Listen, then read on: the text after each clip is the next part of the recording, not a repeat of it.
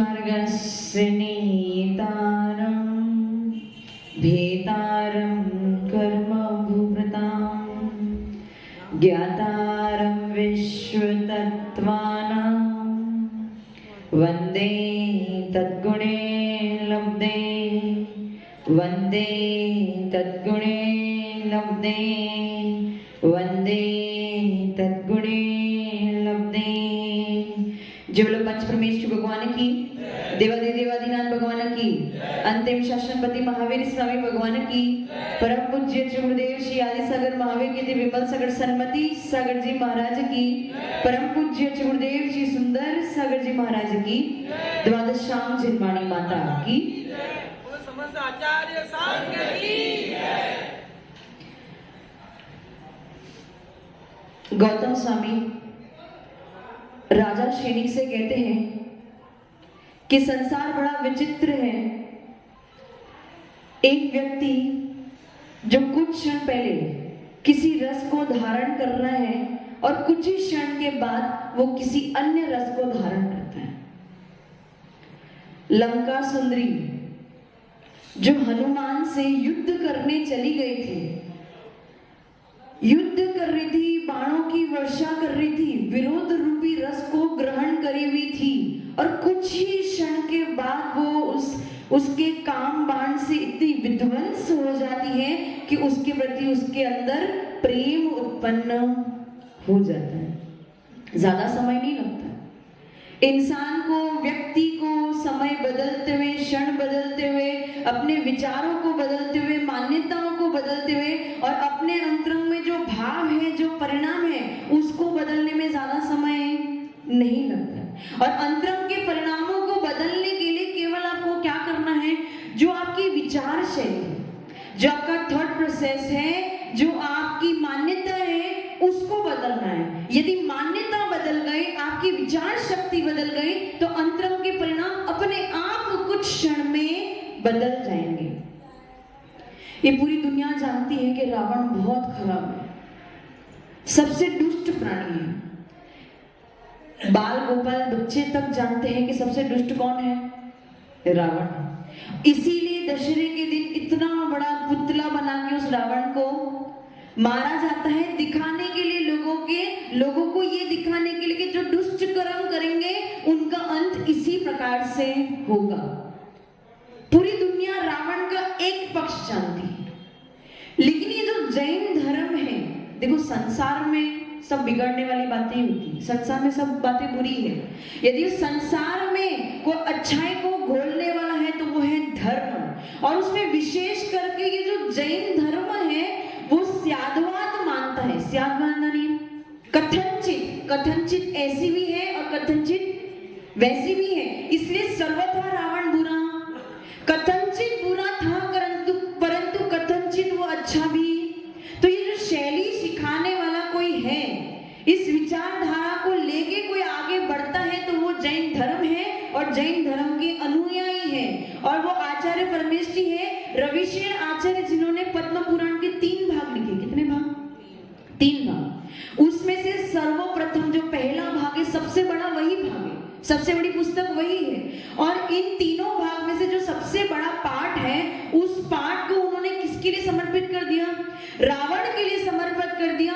पूरे पहले भाग में उन्होंने केवल और केवल रावण की प्रशंसा करी है कि रावण कितना अद्भुत व्यक्तित्व था, कितना अच्छा व्यक्तित्व था, प्रतिनारायण था, 3 खंड का राजा था, अधिपति था। उसका योग नियोग ही वैसा था कि वो जिससे युद्ध करता था उनके सामने वो जीत के सारे राजा उसके सामने नतमस्तक हो जाते। तो वो योद्धा था, शूरवीर था, परंतु योद्धा होने के बावजूद, शूरवीर होने के बावजूद उसके मन में बहुत ही दया और धैर्य भी वो धारण करता था। इस तरफ किसी की दृष्टि केवल एक ही बात को लेके लोगों ने पकड़ लिया। क्या पकड़ा? सीता का हरण किया। सीता का, अरे किसने स्त्रियों का हरण नहीं किया? या ऐसा कौन सा पुरुष है जिसने स्त्रियों पे बुरी नजर नहीं डाली? मेरे हिसाब से ऐसा कोई भी नहीं है। कहीं ना कहीं मन में विकार उत्पन्न हो ही जाते हैं। तो रावण ने कोई बहुत बड़ी गलती नहीं की, उसकी जो बहन थी चंद्रनखा, उसका भी हरण खरदूषण ने किया था, परंतु खरदूषण का नाम उछाला नहीं गया। बस एक रावण के पीछे सब पड़ गए कि रावण ने सीता का हरण किया, रावण ने सीता का हरण किया। रविशेन आचार्य कहते हैं कि रावण ने बहुत से राजाओं से युद्ध किया, राजाओं से युद्ध करके उसने युद्ध को जीता भी, परंतु उसके बाद उनके प्रति उसने द्वेष नहीं किया, क्रोध नहीं किया। उसके बाद जीतने के बाद जब वो राजा उनके सामने नतमस्तक होते तो उसे सांत्वना देता, देखो तुम कायर नहीं हो, तुम तो योद्धा ही हो। क्यों योद्धा हो? क्योंकि यदि तुम कायर होते तो मेरे सामने युद्ध लड़ते लड़ते बीच में से ही भाग जाते, लेकिन तुम भागे नहीं। अब बताओ, जो अपना दुश्मन है, कुछ क्षण के पहले वो आपके साथ युद्ध लड़ रहा था और कुछ क्षण में वो आपके सामने नतमस्तक हो गया, आप उसके सामने कुछ क्षण पहले विरुद्ध कर रहे थे और अब उसे सांत्वना दे रहे हो। यानी ये संसार की विचित्रता है, कुछ क्षण पहले जो आपका विरोधी होता है, कुछ क्षण के बाद वो आपका मित्र हो जाता है। समय बदलते देर नहीं लगती। लेकिन ये जैन धर्म, देखो हम ये सब बात जानते हैं, लेकिन हमारा विचार, हमारे नजरिए को उस तरफ ले जाने वाला यदि कोई है तो वो कौन है?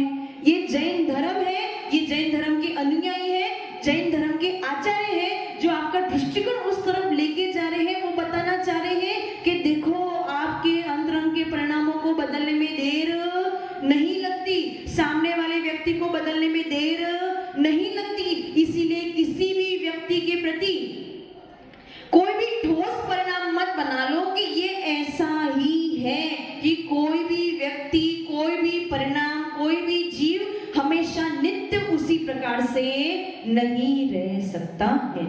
ये वही रावण था। आज जो यहाँ पे यज्ञ चलते हैं ना, जहाँ पे पशुओं की बलि दी जाती है, उसको प्रारंभ करने वाला पर्वत नाम का एक राजा था।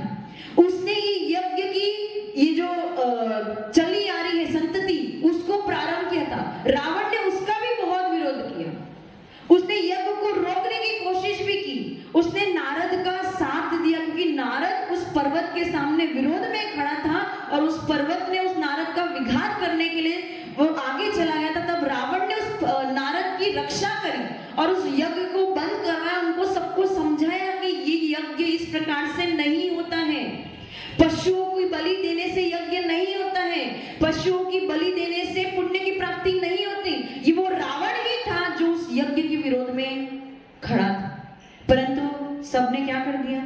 उसकी सारी अच्छाइयों को भुला के केवल उसकी एक बुराई, और वो भी इतनी बड़ी नहीं थी, मैं आपको बता दूं, वो भी इतनी बड़ी नहीं थी। उसने सीता का हरण किया तो था, परंतु सीता को छुआ तक, क्योंकि उसने अनंत वीर्य आचार्य भगवान के सामने, जो केवली भगवान थे, उनके सामने नियम लिया था। वहां पे सब लोग नियम ले रहे थे। रावण ने सोचा अगर मेरे को भी नियम तो लेना ही चाहिए, तो उसने क्या सोच लिया कि चलो एक काम करता हूँ, मैं ऐसा नियम लेता हूँ कि यदि कोई पर स्त्री मुझे नहीं चाहिए तो मैं उसे छूऊंगा, बलपूर्वक उसका ग्रहण या उपभोग नहीं करूंगा। यदि आप होते, आपने ऐसा नियम ले भी लिया होता और ऐसा कोई प्रसंग पड़ता, तो आप अपना बल का उपयोग भी, नियम को तोड़ देते, क्योंकि आपके लिए नियम इतने जरूरी। लेकिन उस रावण के लिए, क्योंकि केवली भगवान के साक्षी में उसने नियम लिया है, तो उसने अपने नियम का पालन किया, सीता का हरण किया तो सही, लेकिन उसके इच्छा के बिना उसको कभी छुआ। अब केवल विचार करो कि हम उस रावण रावण रावण रावण खराब खराब खराब ये गाए जा रहे हैं, गाए जा रहे हैं, लेकिन सबसे बड़ा रावण आपके मन में बैठा है, जो नियम लेने को भी तैयार नहीं होता है, और यदि नियम ले ले तो उसे तोड़ने में बिल्कुल भी क्षण मात्र भी नहीं लगाता है। हम केवल रावण के विरोध में खड़े हो जाते, लेकिन जो हमारे अंतर में बैठा हुआ रावण है, उसे कभी खोजने की कोशिश।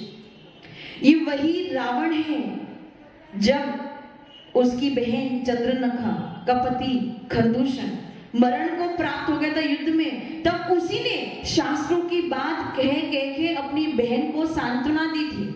कैसा था रावण? खराब था, लेकिन उसने फिर भी शास्त्रोक्त बात जो आचार्य भगवान ने कही है, भैया आयु खत्म होगी तो जीवन का मरण, तो जीव का मरण होना ही है, और युद्ध होता ही किसके लिए है? कोई ना कोई तो मरना फाइनल है, या वो मरे या मैं मरूं, कोई ना कोई तो मरेगा ही मरेगा। तो ये सब देव योग है। तुम विद्याधर, खरदूषण विद्याधर था, विद्याओं का स्वामी था, किसके सामने हार गया? लक्ष्मण के सामने, जो भूमि कोची था, जिसके पास कोई भी विद्या। लेकिन ये संयोग ही ऐसा है, जिसका पुण्य है, जिसका नसीब है, जिसका पुण्य जाग गया, वो जीत जाएगा। और तुम कितने भी विद्या के सामने बैठ जाओ तो तुम हार जाओगे। इसीलिए ये सब बातें उस रावण ने अपनी बहन को समझाए। तो जो इतना ज्ञानी पुरुष है, जो इतना ज्ञानी पुरुष है, उस ज्ञान की बातों को छोड़ के, उसकी अच्छाइयों को छोड़ के, उसकी अच्छाई इतनी थी कि युद्ध जीतने के बाद कभी कभी कोई आपका दुश्मन बन जाता है। जब आपका कोई दुश्मन बन जाता है तो आप क्या करते हो? उसको हरा तो देते हो, और हराने के बाद भी आपके मन में शांति नहीं पहुंचती। ऐसे विचार करते हो, कब तक उसका ध्वंस ना करूं तब तक मेरे को शांति नहीं पहुंचती। लेकिन वो रावण का भाई कुंभकर्ण जब युद्ध में जीत जाता था ना, तो वो कुंभकर्ण पीछे से जाके क्या करता था? नगरवासियों को परेशान करता था। जिस युद्ध में, जिस नगर को उसने जीता है, उस नगरवासियों को परेशान करता था।